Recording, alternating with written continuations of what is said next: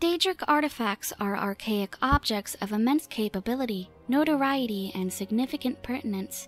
Many relics emerge to have an intellect of their own, altering form and circulating across Tamriel at random, never residing with one possessor for too long. The Daedric princes of Oblivion are understood to forge artifacts from their own substance and gift these relics to mortals, extending the prince's prestige in return for their potential.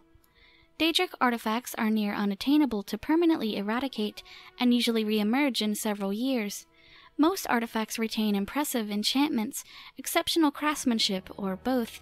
Artifacts appear in many patterns, containing weapons, armor, rings, books, and even commonplace objects. They commonly go by multiple titles and are familiar to the residents of Tamriel. Daedric artifacts are typically made of ebony. Doom-driven heroes and champions are understood to come to associate and be in possession with many artifacts, and the prognostications of the Elder Scrolls occasionally give an account of a specific artifact.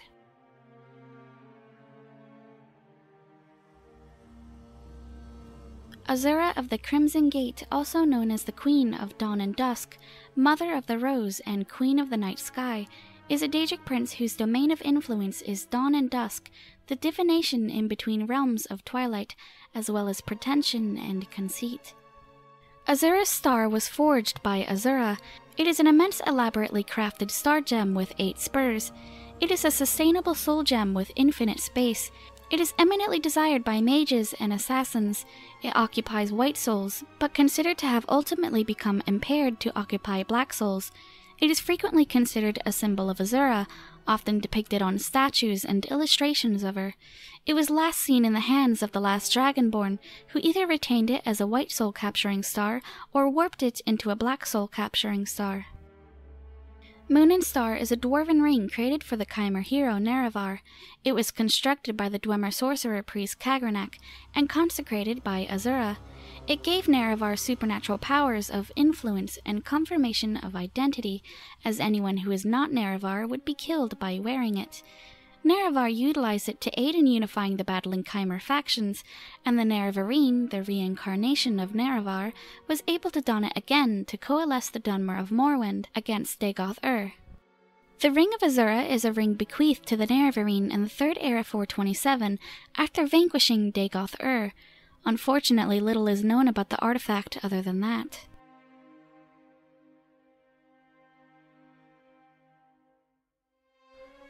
Boethiah. The Daedric prince Boethiah is a Daedric prince associated with deceit, conspiracy and treachery.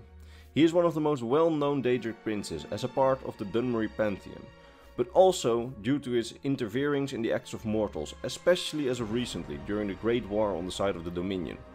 He too, like most Daedric princes, has artifacts made by him or associated with him, with one of the most well-known being the Ebony Mail, which is an artifact of Boethiah that appeared in almost every Elder Scrolls game to date, except for Oblivion and Elder Scrolls Online.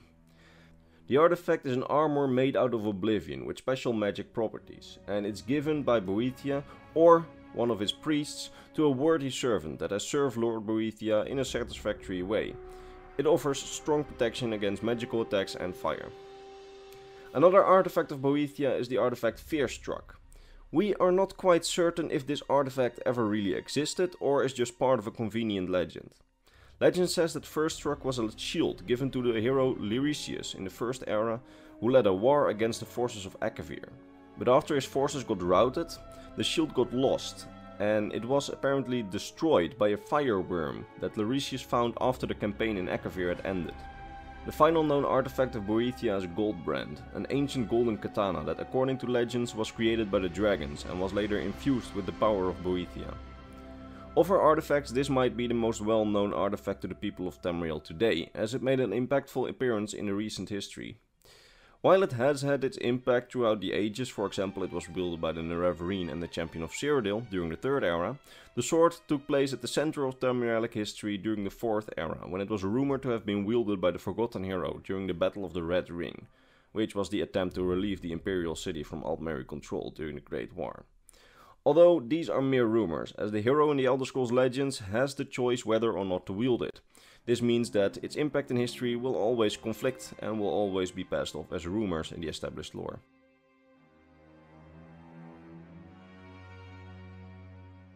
Clavícus Vile is the Daedric prince whose sphere is the bestowing of power and wishes through ceremonial summons and transaction. Clavícus Vile has an accomplice named Barbas. While gifted of particular shapeshifting, the form Barbas accepts a majority of the time is that of a hound. Clavícus Vile himself is illustrated as a young amiable fellow with horns extending from his forehead. Bitter Cup is a sacred artifact to Clavícus Vile, greatly cherished by his adherents. It was lost in ancient Chimera ruins on Vardenfell. It was reclaimed by the Nervarine in the 3rd Era 427. The Mask of Clavícus Vile is a helm which causes its wearer to become more attractive and favored by others. Clavícus Vile has full authority on the relic and may withdraw it at any moment.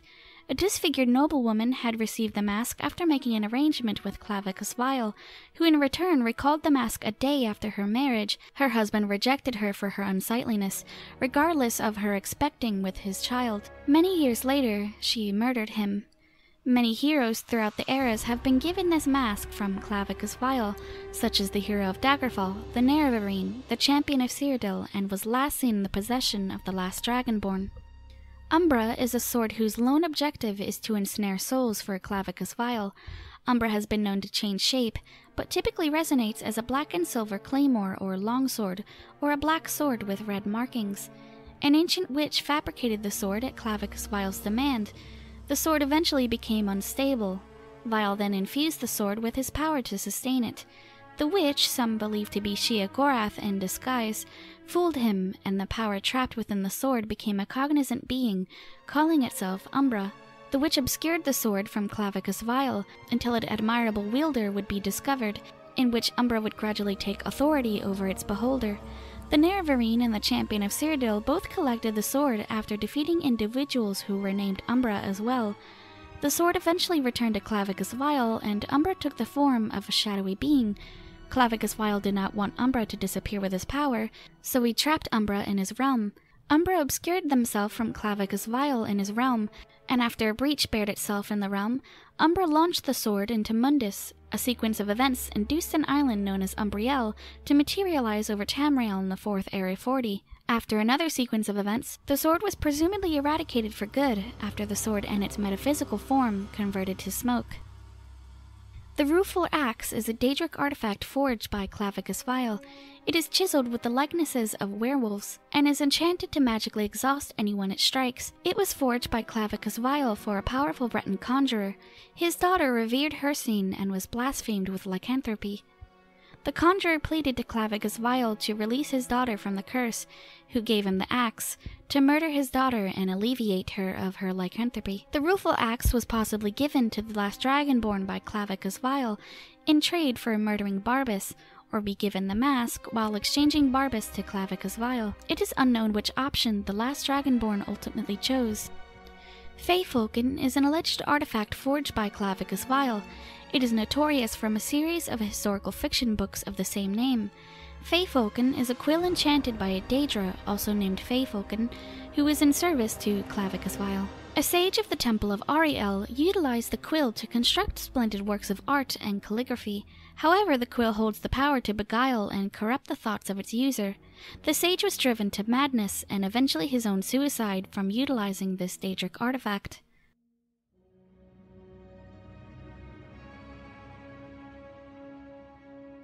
Hermaeus Mora is a Daedric prince that associates himself with knowledge, fate and memory. He seeks knowledge in all its forms, no matter how trivial or unimportant it may seem. All this information he and its servants collected is being stored in his realm of oblivion, Apocrypha. He has just two types of artifacts, both of them have to do with knowledge. The most well known is by far the Ogma Infernium, which is a book that is filled with some of the most obscure yet most powerful knowledge that Hermaeus Mora possesses. The book is written by the god Xerxes, who got the knowledge from Hermaeus Mora. It has played a significant role in history, being a coveted goal for scholars and mages. When read, the book would contain the information for the reader to make himself nearly godlike, like a demigod. Throughout history it has been found by very many different people and also been read by very many different people. For example, it made an appearance during the 2nd Era in the Elder Scrolls Online, but also in the 3rd Era during the Imperial Simulacrum, the Warp in the West, and during the Oblivion Crisis. And finally, the book was placed in an ancient Dwemer lockbox in the 4th era as a reward for the Dragonborn who would help Hermaeus Mora discover the knowledge how to open an ancient Dwemer lockbox. Now, the second type of artifact that Hermaeus Mora has are the Black Books. Many of you will probably be familiar with the Black Books of Hermaeus Mora, these mysterious books that are scattered through Solstheim that transport the reader temporarily into the world of Apocrypha. They contain parts of his ancient knowledge that are lost to the world, and generally this kind of knowledge is supposed to be forbidden or purposely forgotten, which is why Hermaeus Mora is trying to bring it back into the world. With knowledge from past, present and supposedly also the future contained within the books. Reading these books must always be done with caution, however, and with a reader that actually has a clear mind and is prepared for the reading, as reading these books unprepared can lead into the reader being driven mad, as we can see an example in an Easter egg on Solstheim.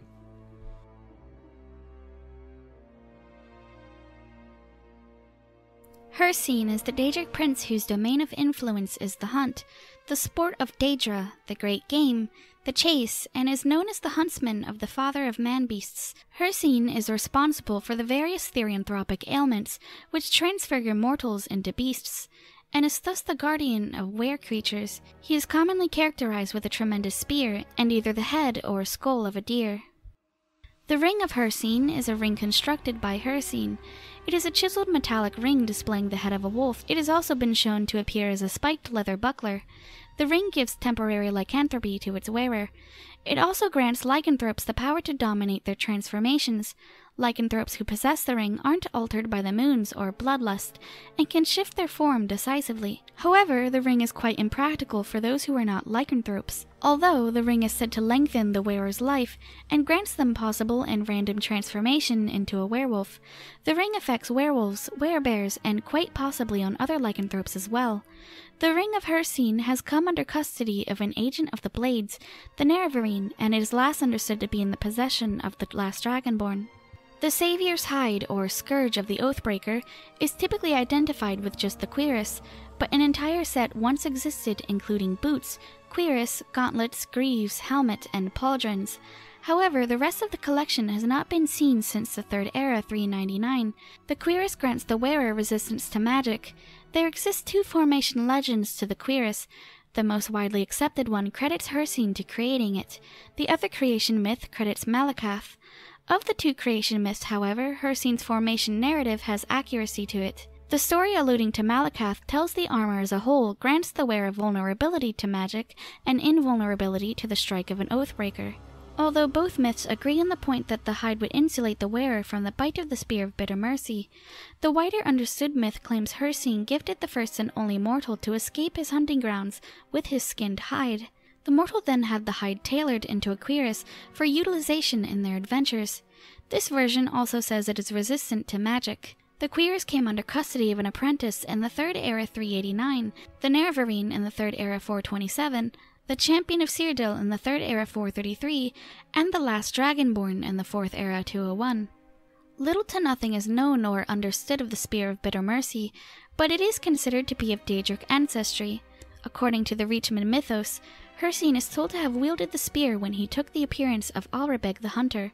Other myths tell of a Nord who had unknowingly hunted several were-creatures during a hunt. Livid by this, Hircine plunged the spear into the Nord's side, where the tip of the spear broke off inside his torso. Gradually, the magic of Hircine's spear contaminated the Nord's psyche, and he shifted to be resentful and indignant, which ultimately concluded in him butchering an acolyte of Cain in his madness. Over time, the spear re-emerged, and according to some legends, it was utilized by the hero during the fall of the Battlespire. Since then, it has made little advent within Tamriel. It was believed to have been in the hands of the Nerevarine in the 3rd era 427, who then sold it to a keen artifact connoisseur.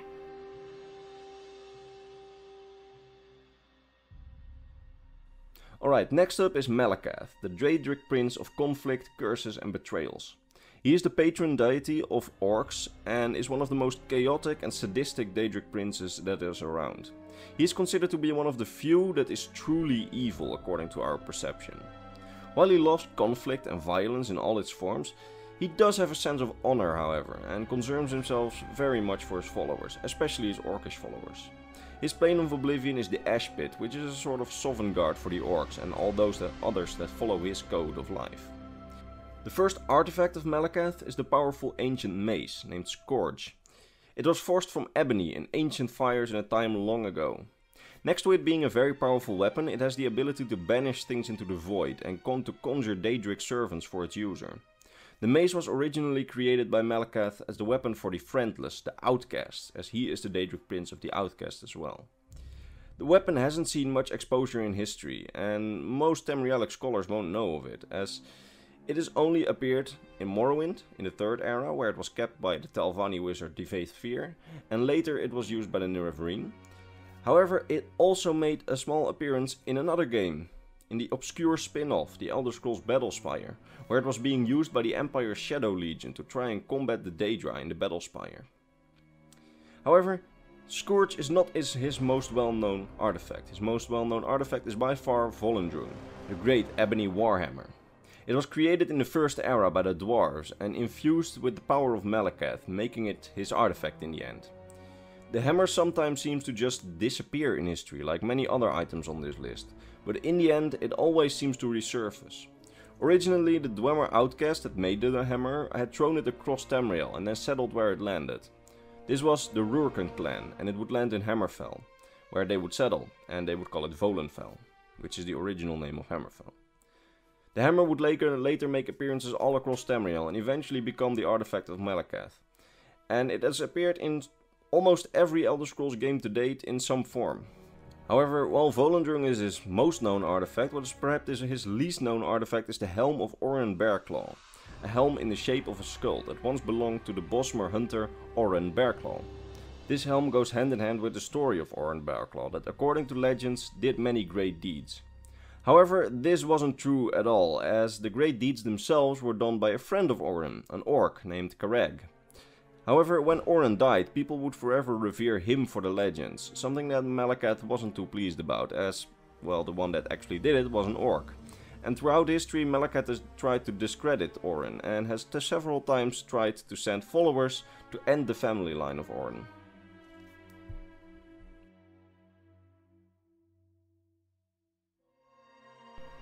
Mehrunes Dagon, also known as the Exalted and most puissant Lord, Geraint of Dagon, Mehrunes, the Black Daedra Lord, Mehrunes the Razor, Mehrunes the Thief Taker, Mehrunes God's Body, and Mehrunes the Red Arms that went up, is the Daedric Prince of Destruction, Transformation, Disorder, Power, and Aspiration. He is correlated with natural threats like fire, earthquakes, and floods. In most societies, Mehrunes Dagon is simply a god of violence and treachery. The Daedric Crescent Blade was crafted by Mehrunes Dagon. It holds the capability to incapacitate those it hits, and puts burdensome wear on their armor. It is also capable to construct an intense green ball of energy, but its effects are unknown or not well understood. There were once several crescents that were utilized by Mehrunes Dagon's armies to take the Battlespire during the Imperial Simulacrum. The crescents were ultimately collected and annihilated, all but one, but no one had ever seen its presence in Tamriel at the time. It was until the 3rd era 427 that the last crescent was uncovered by the Niravarine. Mehrunes' Razor, also labeled as the Dagger of Final Wounds and Bane of the Righteous Kingslayer, was forged by Mehrunes Dagon. Mehrunes' Razor is an ebony dagger that holds the might to instant kill, and grant a meager chance that Mehrunes Dagon claims the souls of those killed by it. The dagger is Daedric in its presentation. It is adorned with Daedric writing and apparently able to consume the light it hits.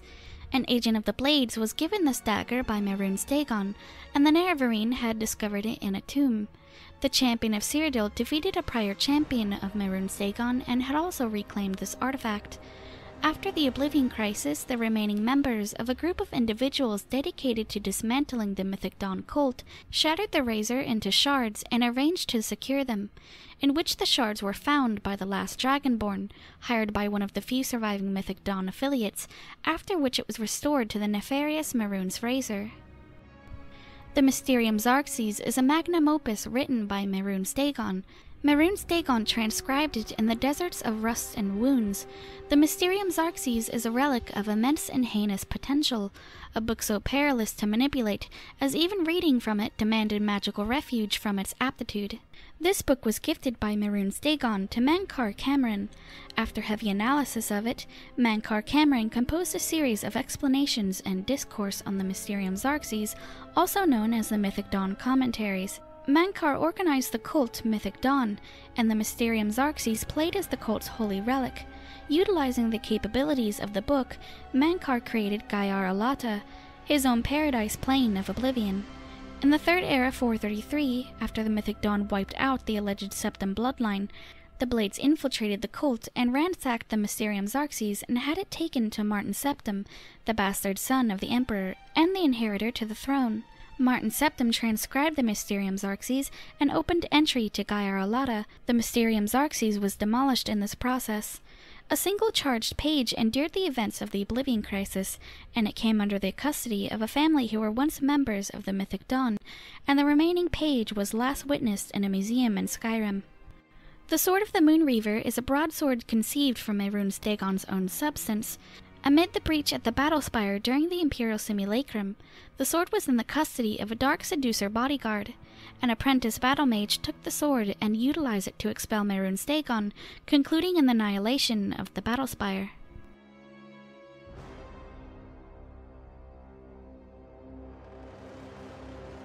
So, the next prince, Mephala. The Daedric prince of lies, plots, secrets and murder. Her plane of oblivion is called the realm of Spiralskine. I cannot pronounce that. Also known as Mephala's spiderweb. Normal mortals cannot enter there, and not like they would want to, as it's inhabited by partly her servants, which are Spider Daedra. Like any Daedric prince, she has Daedric artifacts, with one of the most well-known being the Ebony Blade. The Ebony Blade is a blade made out of ebony, of course, infused with the power of Mephala. It has the ability to absorb life of its victims, which delivered it its nickname, the Leech or the Vampire. The life essence it drains from its victims, it can convert in all sorts of power, health, stamina or just raw power. The blade has become infamous in history, and it has claimed the life of many victims after corrupting its wielders, driving them insane with murder. It has appeared in every era, and either used by its creator Mephala to corrupt mortals into killing each other, or it being rewarded to loyal servants in the hope that they would kill more. Its infamous reputation actually prevailed into the 4th era, and when it was found by Jarl Balgruf, the Greater of Whiterun, he attempted to destroy it by all means. However, it could not be destroyed. No fire was hot enough, no hammer was strong enough. And therefore it was locked away, deep within the castle, with its access being tightly controlled by the Jarl and its location being kept secret to the world. However, Lady Mephala has a will to kill, and made the blade be found by the Jarl's son, and eventually the Dragonborn through the Jarl's son. The latter, the Dragonborn, would retrieve it, and later again feed it with the murders needed for Lady Mephala. The second artifact of Mephala is not as well known as the Ebony Blade, and we don't know much about it. It's called the Obsidian Husk. The husk has never really appeared in any game, and it's only been described to us. It's described as a fragment of Oblivion itself, that some say is infused with a shred of essence of Mephala, and that it, because of this, has incredible raw power. We don't know what its original intention was during its creation, however some cultists of Mephala have managed to convert its raw power for strong enchantments, and have also managed to create powerful shades with its power to fight for them. It is passed down in history by cults of Mephala, and often the cults of the Prince Mephala would try to claim it from other cults of the Prince, which has resulted in its knowledge being lost in history. Therefore it's a very obscure artifact, and except for the 2nd era, we don't know much about what happened to it later. Thank you for watching this video on the Daedric artifacts. This is my first collaboration video, and I want to thank Imperial-Knowledge for being so kind and allowing me to do this project with them. With that being said, I want to now direct you to the Daedric Artifacts Part 2 over on Imperial-Knowledge's channel. I collaborated with him on that video as well to talk about the rest of the Daedric princes and their respective artifacts. I implore you to not only check out Part 2, but the rest of Imperial-Knowledge's channel. It was actually him who even inspired me to make videos on the Elder Scrolls lore. He has a vast library of very informative and fascinating content on the Elder Scrolls as a whole. So please check him out, and again, thank you for watching. Click here for part 2.